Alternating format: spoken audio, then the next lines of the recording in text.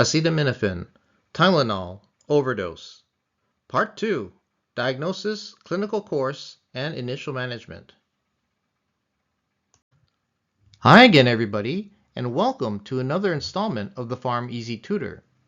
We will continue our three-part lecture series on acetaminophen or Tylenol overdose. In part 1 of this series, we went over the background and pathophysiology of acetaminophen overdose. Today, in part 2, we will cover the diagnosis, clinical course, and initial management of the overdose.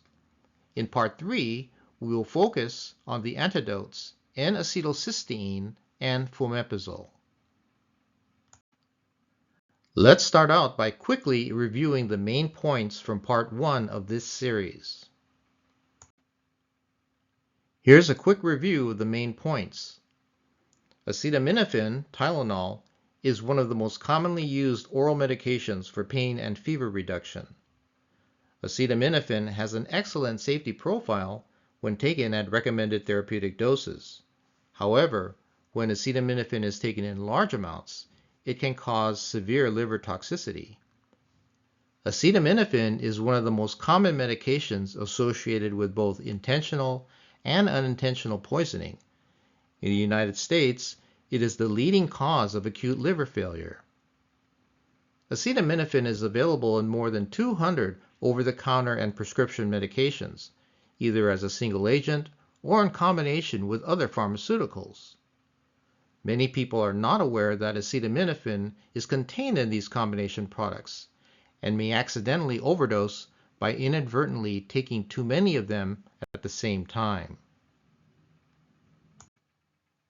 Pharmacokinetics of acetaminophen. Ingested acetaminophen is rapidly and completely absorbed from the stomach and small intestine of the GI tract. Peak plasma levels usually occur at 1 to 2 hours post-ingestion, and almost always by 4 hours. Therapeutic levels are 5 to 20 micrograms per ml. After ingestion of an overdose of an immediate release preparation, peak plasma levels occur within 4 hours. Co-ingestion with drugs that delay gastric emptying, for example opioids, anticholinergic agents, or ingestion of an acetaminophen extended release formulation may result in peak serum levels being achieved more than 4 hours post-ingestion. Here's a quick review on how acetaminophen at high doses causes liver toxicity. This diagram summarizes acetaminophen's normal metabolism by the liver. There are 3 different metabolic pathways: glucuronidation, sulfation, and cytochrome P450 oxidation. The P450 pathway produces the metabolite NAPQI, which in normal dosing is conjugated with the antioxidant glutathione, which is then excreted in the urine. One important point to note is that NAPQI is a toxic metabolite. Normally, it is detoxified rapidly by conjugation with glutathione into non-toxic metabolites. Glutathione provides sulfhydryl groups that bind to NAPQI. However, in acute overdose situations, when acetaminophen is taken at toxic doses, the normal metabolism of acetaminophen by glucuronidation and sulfation becomes overwhelmed and saturated. This results in a shift in metabolism to the cytochrome P450 pathway, generating more of the NAPQI metabolite.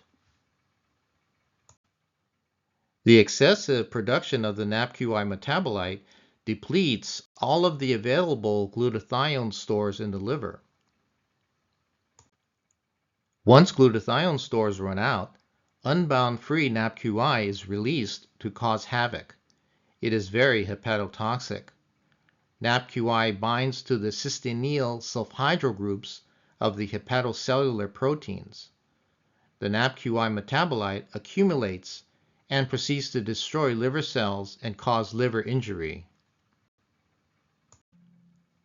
Fortunately, there is an antidote to counteract the effects of the NAPQI metabolite, N-acetylcysteine, NAC or Mucomyst, is the only FDA-approved antidote for acetaminophen toxicity. NAC is a precursor of glutathione. Therefore, as you can see in the diagram, NAC increases the availability of glutathione needed to conjugate with the unbound toxic metabolite NAPQI, rendering it harmless.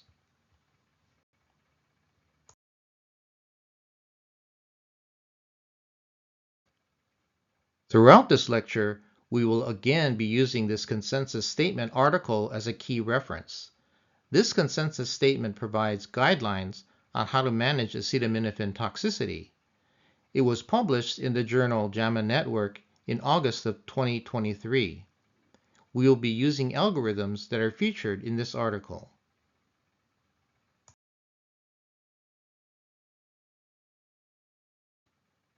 First, let's go over what are considered the maximum and toxic doses for acetaminophen.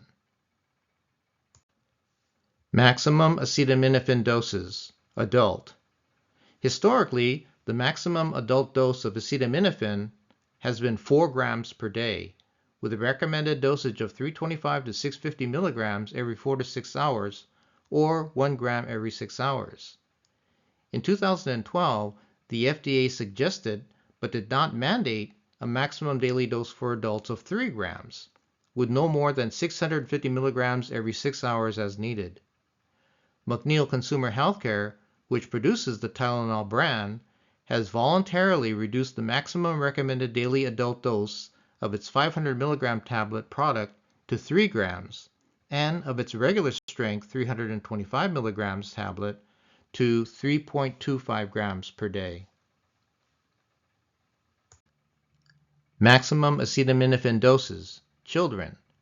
For children aged younger than 12 years and or weighing less than 50 kilograms, the maximum dose is 75 milligram per kilogram per day, with a recommended dosage of 10 to 15 milligram per kilogram every 4 to 6 hours as needed, and no more than 5 doses per 24-hour period. Because of absorption differences, weight-based rectal suppository dosing for children is higher at 15 to 20 milligram per kilogram per dose, using the same time interval as for oral acetaminophen. What are the toxic acetaminophen doses for adults? Minimally toxic acetaminophen doses range from 7.5 to 10 grams.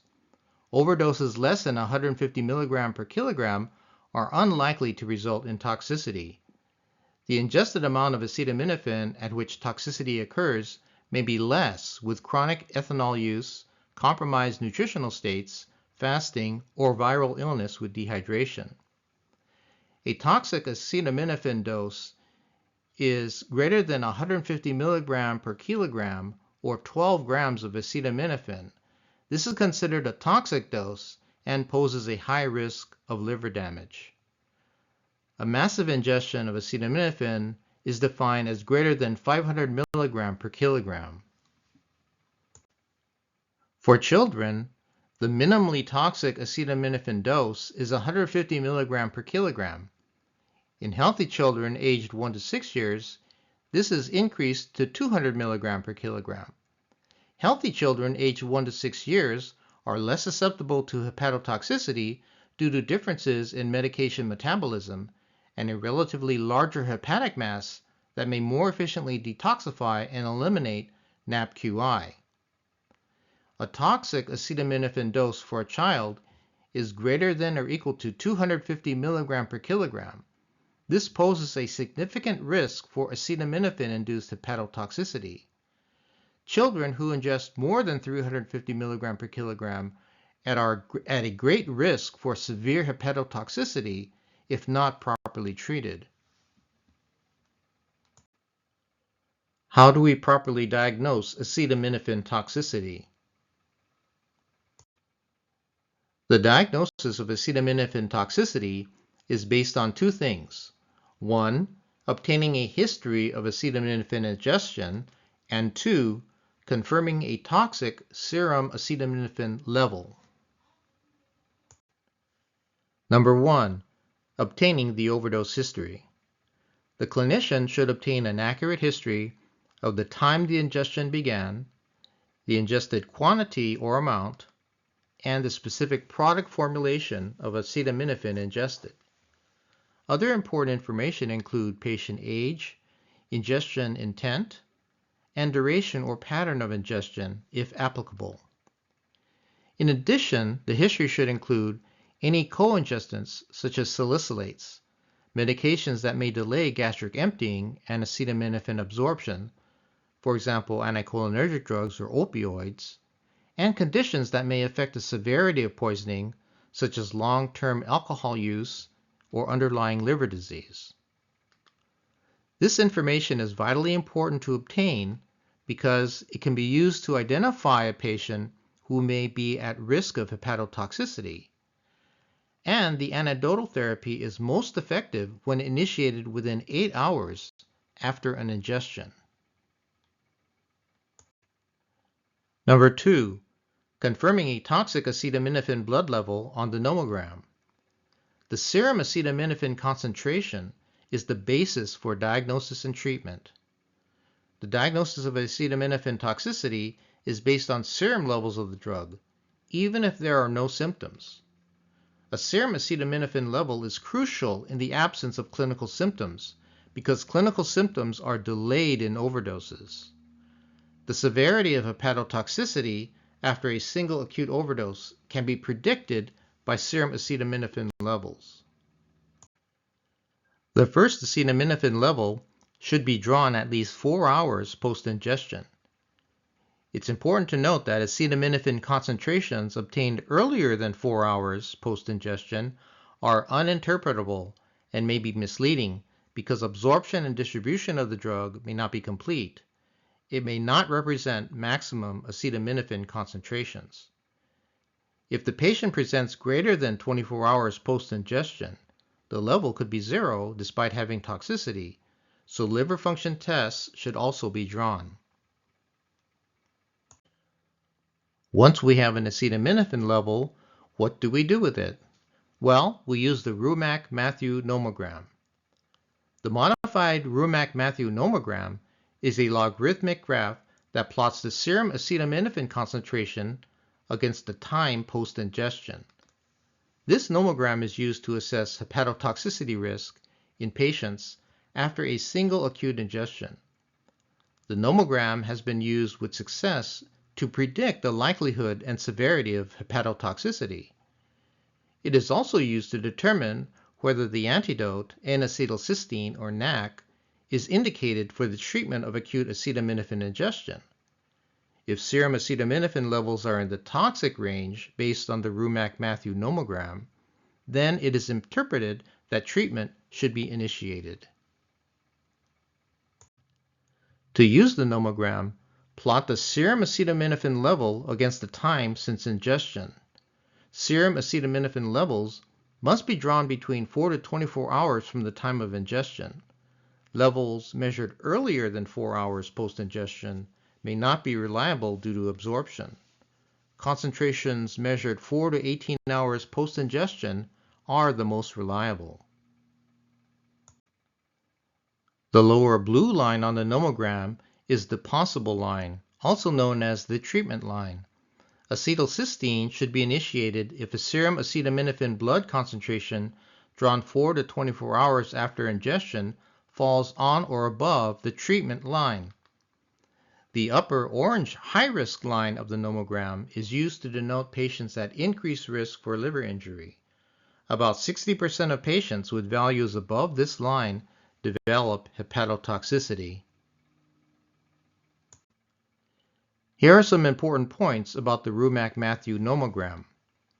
The nomogram applies only for acute ingestions occurring less than 24 hours prior to presentation. An acute ingestion includes any ingestion period of less than 24 hours, regardless of the ingestion pattern. The nomogram is not useful for chronic ingestion, patients who take supertherapeutic doses for several days. Make sure to use the correct units, that is, micrograms per ml. The orange high-risk line should be used for those at higher risk of liver toxicity, such as alcoholics or those patients on enzyme-inducing drugs.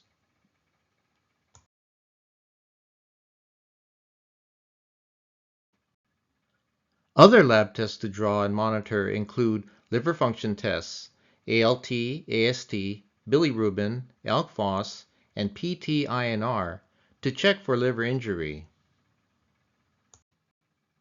Glucose level to identify impaired gluconeogenesis, electrolytes, BUN creatinine to check for impending kidney failure, lipase and amylase to assess for pancreatic injury.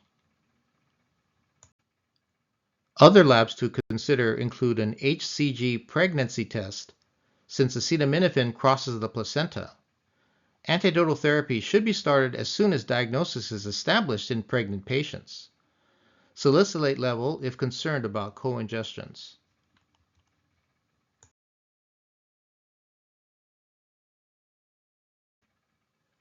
The clinical course of acetaminophen toxicity is generally divided into 4 phases. Physical findings may vary depending on the degree of hepatotoxicity. At initial presentation, most patients who have taken an overdose of acetaminophen will be asymptomatic or have only mild gastrointestinal symptoms, as clinical symptoms of end organ toxicity often do not manifest until 24 to 48 hours after the ingestion. Phase 1 occurs in the first 24 hours. The patient will show nonspecific symptoms without lab abnormalities. The patient may be asymptomatic or report anorexia, mild nausea or vomiting, malaise, and fatigue. Approximately 12 hours after an acute ingestion, liver function studies show a subclinical rise in serum transaminase concentrations, ALT and AST. If the ingestion is severe, the liver function test can rise within 8 to 12 hours of ingestion. Phase 2 occurs on days 2 to 3 with progressive hepatic injury and laboratory abnormalities. Patients develop right upper quadrant abdominal tenderness or pain, which is common, anorexia, and nausea and vomiting. Tachycardia and hypotension may occur, which may indicate volume losses. Some patients may report decreased urinary output. Elevated serum ALT and AST, PT or INR, and bilirubin concentration occur. Renal function abnormalities may also be present and indicate nephrotoxicity. Phase 3 occurs on days 3 to 4 with peak liver injury and death of hepatocytes. This is also called the hepatic phase. Patients have continued nausea and vomiting, abdominal pain, and a tender hepatic edge. Hepatic necrosis and dysfunction may manifest as jaundice, coagulopathy, hypoglycemia, and hepatic encephalopathy. Acute kidney injury develops in some critically ill patients, and death from multi-organ failure may occur. Severe hepatotoxicity is evident on serum studies. Lactic acidosis, prolonged PT or INR, marked elevated ALT and AST greater than or equal to 10,000 international units per liter, elevated total bilirubin level of more than 4 mg per deciliter may occur. Hypoglycemia and elevated ammonia may also occur. Phase 4 occurs after day 5 and up to 2 weeks, where we see improvement and recovery or progression to multi-organ failure and death 4 days to 3 weeks after ingestion. This is also called the recovery phase. Patients who survive critical illness in phase 3 go on to have complete resolution of symptoms and complete resolution of organ failure.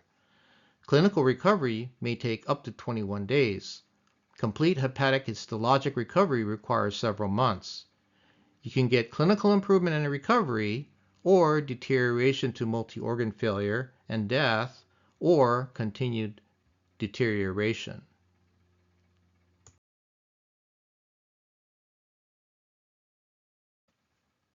Management. Treatment of acetaminophen toxicity consists of using N-acetylcysteine or NAC, and in certain cases, single-dose activated charcoal or STAC. Antiemetics can be used to relieve nausea and vomiting, which can result from both acetaminophen toxicity and from NAC and STAC oral administration. The treating physician should contact a U.S. Regional Poison Center. Alternatively, a special health professional assistance line for acetaminophen overdose is also available. N-acetylcysteine. N-acetylcysteine, NAC or mucomyst, is the specific antidote for acetaminophen toxicity.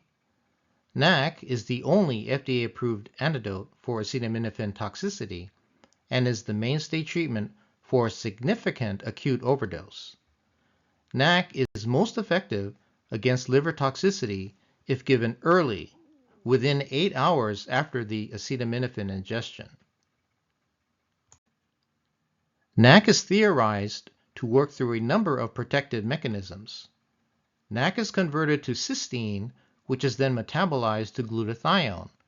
An increased concentration of hepatic glutathione is then available for conjugation with the toxic NAPQI metabolite.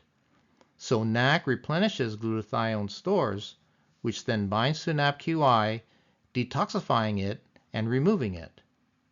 NAC also enhances sulfate conjugation of unmetabolized acetaminophen, functions as an anti-inflammatory and antioxidant, and has positive inotropic effects.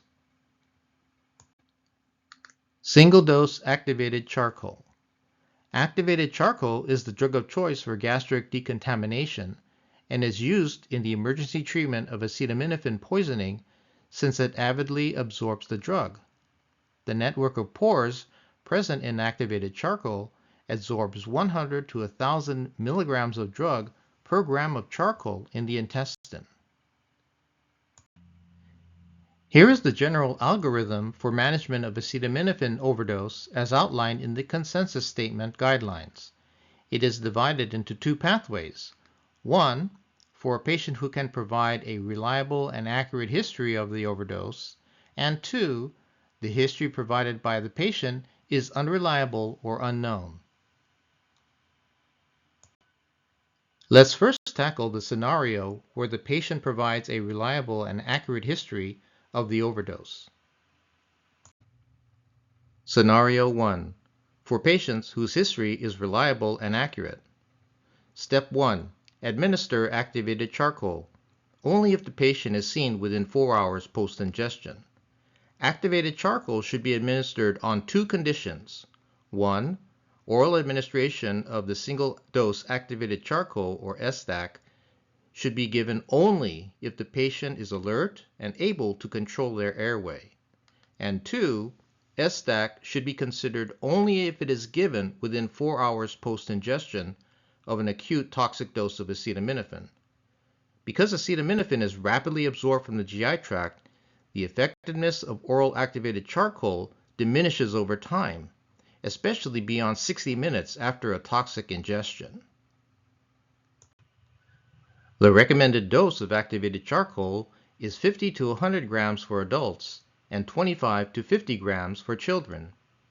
If the ingestion involves an agent that delays gastric emptying or slows GI motility, or if a sustained release preparation was ingested, then activated charcoal may be helpful more than 4 hours post-ingestion. Step 2. Draw an acetaminophen level. For patients seen between 4 to 24 hours post-ingestion, draw an acetaminophen level. If the patient is seen in the ED 0 to 4 hours post-ingestion, then draw an acetaminophen level at 4 hours. If the patient is seen in the ED 4 to 8 hours post-ingestion, draw an acetaminophen level. If they're seen in the ED 8 to 24 hours post-ingestion, draw an acetaminophen level and CMP.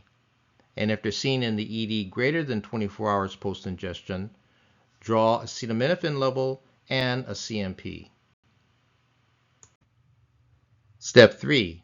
Evaluate if N-acetylcysteine should be administered early. The NAC antidote should be administered early while awaiting acetaminophen concentrations if the ingestion is greater than or equal to 30 grams, if the level will return after 8 hours post-ingestion, or if samples are drawn more than 24 hours after ingestion and the patient has signs and symptoms of toxicity or evidence of liver toxicity. A late presentation should not preclude NAC administration if the history or presentation suggests potential toxicity. NAC should be initiated even beyond 24 hours if there are toxic levels of acetaminophen or evidence of overt hepatotoxicity. In addition to its traditional mechanism of action as a glutathione substitute, which binds NAPQI, NAC may also have an antioxidant effect and an effect on the hepatic microcirculation to improve hepatocellular oxygenation. There is now evidence that the late, greater than 24 hours administration of NAC decreases mortality and morbidity in acetaminophen-induced fulminant hepatic failure, and that NAC should be continued until recovery occurs. Step 4. Plot the acetaminophen level on the nomogram and administer N-acetylcysteine if indicated. Once the acetaminophen level is back, plot it on the Rumack-Matthew nomogram. If the acetaminophen level is below the treatment line, and if the sample is drawn 4 to 12 hours after ingestion and it's below 10 micrograms per ml, do not give N-acetylcysteine. The patient may be discharged home after medically cleared. One should reconsider the accuracy of the history if the patient has elevated AST and ALT. If the sample is drawn 4 to 12 hours after ingestion, but above 10 micrograms per ml, then the acetaminophen level should be measured again 4 to 6 hours after the first measurement. If the acetaminophen level is above the treatment line, give or continue N-acetylcysteine. Admit the patient and draw additional labs. If the acetaminophen level is above the orange high-risk line, give or continue N-acetylcysteine, consider giving high-dose N-acetylcysteine, and admit the patient and draw additional labs. In scenario 2, we will review the algorithm in cases where the patient's history is unreliable or unknown. Scenario 2. For patients whose history is unreliable or unknown. If the clinician determines the time of ingestion is unreliable or inaccurate, the history should be considered unreliable or unknown. Step 1 is to draw an acetaminophen level and CMP. Step 2. As before, evaluate if N-acetylcysteine should be administered early. The NAC antidote should be administered early while awaiting acetaminophen concentrations if the ingestion is greater than or equal to 30 grams, if the level will return after 8 hours post-ingestion, or if samples are drawn more than 24 hours after ingestion and the patient has signs and symptoms of toxicity. Step 3. Plot the acetaminophen level on the nomogram and administer N-acetylcysteine if indicated. Once the acetaminophen level is back, plot it on the Rumack-Matthew nomogram. If the acetaminophen level is less than or equal to 10 micrograms per ml and the AST-ALT is normal, unless abnormal AST-ALT is baseline for the patient, then do not administer N-acetylcysteine. If the acetaminophen level is greater than 10 micrograms per ml, or if the AST-ALT is abnormal, unless abnormal AST-ALT is baseline for the patient, then give or continue N-acetylcysteine and consider high-dose N-acetylcysteine. Admit the patient and draw additional labs. Refer to liver transplant unit if the pH is less than 7.3, protein greater than 100, creatinine greater than 3.3, or altered mental status.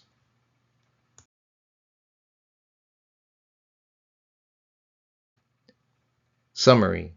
In Part 2, we defined what is considered maximum and toxic acetaminophen doses for adults and for children. 2. We named the 2 steps required to diagnose acetaminophen overdoses. We explained how to use the Rumack-Matthew nomogram to predict the likelihood and severity of hepatotoxicity. We listed other lab tests that should be drawn and monitored in acetaminophen overdose.